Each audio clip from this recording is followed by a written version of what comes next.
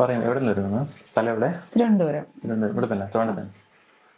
Okay. ഇതില് നേരത്തെ treatment ഒന്നും ചെയ്തിട്ടില്ല. ഹെന്ന ചെയ്യാറുണ്ടോ? ഹെന്ന ചെയ്യാറുണ്ട്. അപ്പോൾ ഇപ്പം ബൊട്ടോക്സ് അല്ലേ നമ്മൾ ചെയ്യുന്ന ട്രീറ്റ്മെന്റ്? ബൊട്ടോക്സ് ചെയ്ത് കഴിഞ്ഞിട്ട് ഹെന്ന യൂസ് ചെയ്യാൻ പാടില്ല. അത് കഴിഞ്ഞിട്ട് ചെയ്യേണ്ടത് ഹെയർ അമോണിയ ഫ്രീയുടെ ഹെയർ കളർ യൂസ് ചെയ്യണം. അല്ലെന്നുണ്ടെങ്കിൽ വീണ്ടും ഹെയർ ഓൾറെഡി ഹെന്ന ചെയ്യുമ്പോൾ നല്ല ഡ്രൈ അല്ലേ ഹെയർ, അതുപോലെ പെട്ടെന്ന് വീണ്ടും ഡ്രൈ ആവും. ബൊട്ടോക്സ് ചെയ്തിട്ട് ഹെന്ന ചെയ്താൽ മെയിനായിട്ട് മാനേജ് ചെയ്യാൻ ബുദ്ധിമുട്ട് തന്നെയല്ലേ ഹെയർ? മാനേജ് ചെയ്യാൻ ബുദ്ധിമുട്ട് തന്നെയാണ്. അല്ല പ്രത്യേകിച്ച് സ്റ്റൈൽ ചേഞ്ചിങ് അങ്ങനെയൊന്നും ഇല്ലല്ലോ. സ്റ്റൈലിന് വേണ്ടിയിട്ടൊന്നുമില്ല, ശരിക്കും മാനേജിന് വേണ്ടിയിട്ടാണ്. അപ്പോൾ ഓക്കെ, നമുക്ക് സ്റ്റാർട്ട് ചെയ്യാം.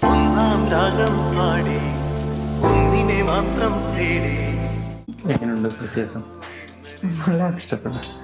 ഒരു 2-3 ആഴ്ച കഴിയുമ്പോഴത്തേക്കും കുറച്ചുകൂടെ ഒരു സ്കാൽപ്പിനോട് ഒരു ബൗൺസ് ചെയ്തിട്ട് വരും. ഇതിപ്പോൾ ഈ റൂട്ട് വരുന്ന സമയത്ത് അപ്പോൾ ഈ ഒരു ഫ്ലാറ്റ് ലുക്ക് മാറി കിട്ടും. അതുപോലെ ഹെയർ ഇടുമ്പോഴത്തേക്കും വൺ സൈഡിൽ നിന്ന് ഇങ്ങോട്ട് ഇടണം. പാർട്ടീഷൻ ചെയ്യുമ്പോൾ ഇങ്ങോട്ട് ഇടണം. അപ്പോഴത്തേക്കും ആ ഒരു ഒട്ടൽ മാറും. മറ്റത് നേരെ ഇങ്ങനെ ഇട്ടാൽ ഒട്ടിയ ഫീൽ ആയിരിക്കും. ഇനി മാനേജ് എളുപ്പമായിരിക്കില്ലേ? രാവിലെ വന്ന കണ്ടീഷൻ കണ്ടല്ല.